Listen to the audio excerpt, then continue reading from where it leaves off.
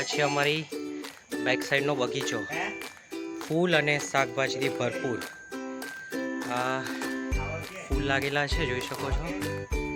સાથે સાથે આ વેલા.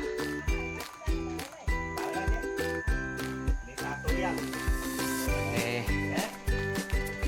આ છે અમારા સર, જેની ખૂબ મહેનત આ વાડી પાછળ.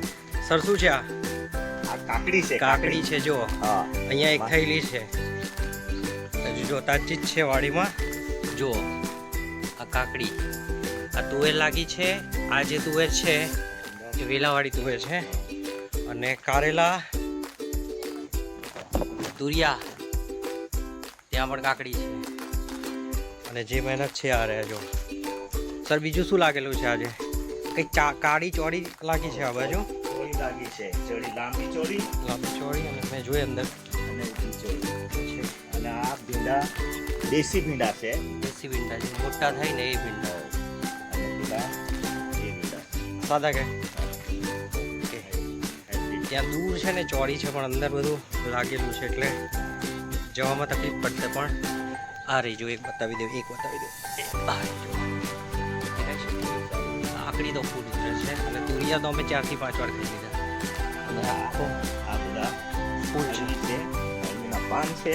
આપણે જે પથ્થર વેલ ગઈ ને એ અળવી છે. જો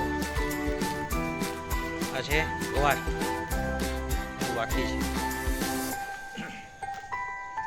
રેડી. પણ આજનું જોઈ લો, આખો તમે વાડીનો આખો વ્યૂ જોઈ લો. વેલા જો ક્યાં ક્યાં સુધી છે. ઓહો. અને આ તો રોજ 4 થી 5 ઉતરે છે તમારા તુરિયા. જોઈ લો આ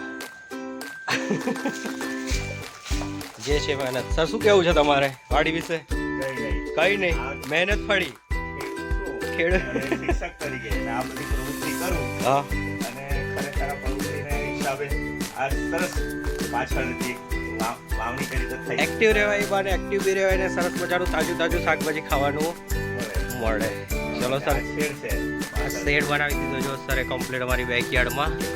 એટલે અહીંયા બી કોઈ પ્રશ્ન નહીં આખો દિવસ. અને પાછળનો વ્યૂ જુઓ. પાછળ 12 માસ પાપડી થાય. આ કાકડીના છે. કાકડી ચાલુ થઈ ગઈ. છે. અને 12 માસ આ ઉનાળા પાપડી છે. હા. અને આ લીલો દાંડો દેખાય છે ને? હા, લીલો દાંડો. હા, એ 12 માસ ચાલુ થઈ. લીલી પાપડી લાંબી આવે. એક દાંડો છે લાલ દેખાય છે, ઉનાળુ પાપડી છે. લાલ પાપડી લાંબી આવે, મોટા અને દાણા. આ જે સફેદ દેખાય છે ને એ 12 માસ થશે.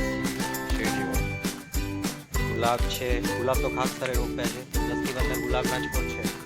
અને આ પણ એક જો આ ફૂલ મહિના સુધી તો ખરતું જ નથી. હા, ફૂલ 1 મહિનો 1.5 મહિનો તો ફિક્સ આવી જુઓ.